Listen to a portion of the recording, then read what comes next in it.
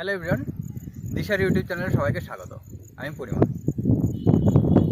আমরা সবাই মোটামুটি ইতিহাস কম বেশি পড়েছি, কারণ যারা মাধ্যমিক পাস করেছো তাদেরই একটু মোটামুটি ইতিহাস সম্বন্ধে একটা ধারণা আছে।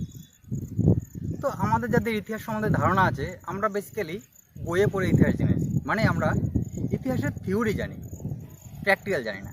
কিন্তু ইতিহাসে যদি ইন্টারেস্ট জাগাতে হয়, থিওরির সাথে সাথে প্র্যাকটিক্যালটা খুব ইম্পর্টেন্ট। মানে এই ধরো আমরা যেমন হরপ্পা সভ্যতা পড়েছি, কিন্তু আমরা যদি হরপ্পার সাইটে গিয়ে যদি আমরা নিজের চোখে দেখে আসতে পারতাম জিনিসগুলো এবং সেই সাইটটা দেখে আসতে পারতাম, তো ইতিহাসের প্রতি আমাদের যে একটা ইন্টারেস্ট জন্মাতো, ঠিক শুধুমাত্র থিওরি পড়ে কিন্তু সেই ইন্টারেস্টটা জন্মাবে না। কিন্তু আমরা তো স্টুডেন্ট, আমরা তো চাইলেও হরপ্পার মতো জায়গায় যেতে পারবো না। কিন্তু তবু এর একটা উপায় আছে। তোমাদের আশেপাশে নিশ্চয়ই কোনো ঐতিহাসিক জায়গা থাকবে, সেই সব জায়গায় যাবে। সেই সব জায়গায় গেলে তোমরা ইতিহাস তোমরা কল্পনা করতে পারবে, চোখের সামনে সিনেমার মতো তোমাদের ইতিহাসটা তোমরা দেখতে পাবে। এই যেমন নদিয়া, মুর্শিদাবাদ ওই এরিয়ায় যাদের বাড়ি, তারা কিন্তু খুব সহজেই পলাশী যে স্থানটাতে পলাশী যুদ্ধ হয়েছিল সেই জায়গাটায় ঘুরে আসতে পারো।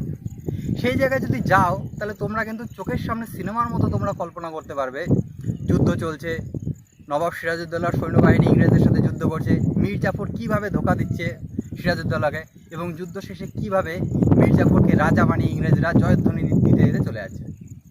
তো মূল কথা হলো, ইতিহাসে ইন্টারেস্ট জন্মাতে হলে বা ইতিহাসের প্রতি প্রিয়র ভালোবাসা জাগাতে হলে তোমাদের কিন্তু ঐতিহাসিক জায়গায় যেতে হবে।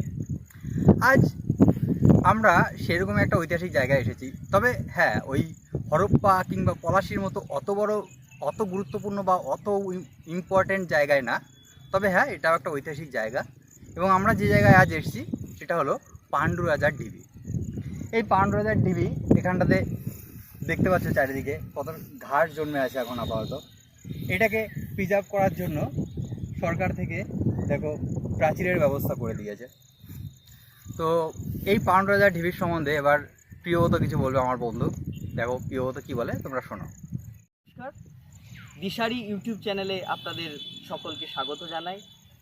তো আজ আমরা যেখানে এসেছি, এই যে জায়গাটা দেখছেন আপনারা, এই জায়গাটা অজয় নদীর একদম কোল ঘেঁষে পূর্ব বর্ধমান জেলার আউশগ্রাম 2 নম্বর ব্লকের পাণ্ডুক বলে একটি গ্রাম।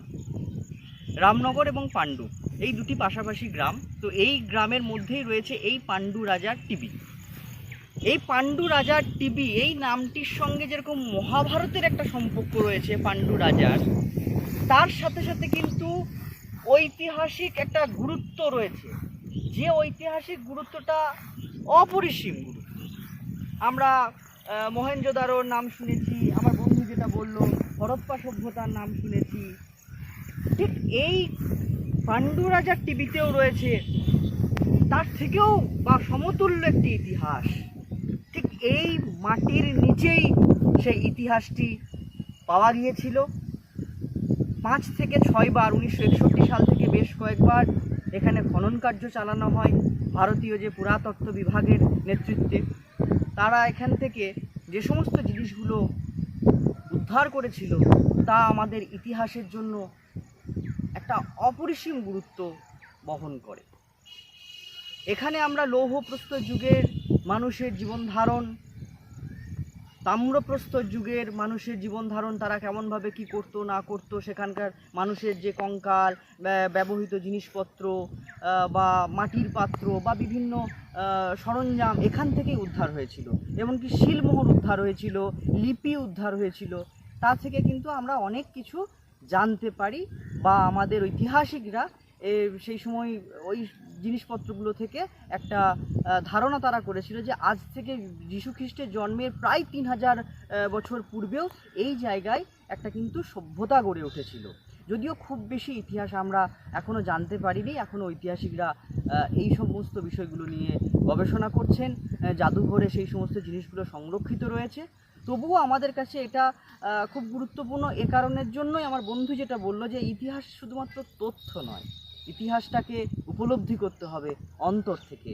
তো আপনাদের অনুরোধ করব, আপনারা যদি কখনো পারেন, সম্ভব হয়, এই পাণ্ডু রাজার টিবি অবশ্যই এসে ঘুরে যাবেন। ধন্যবাদ।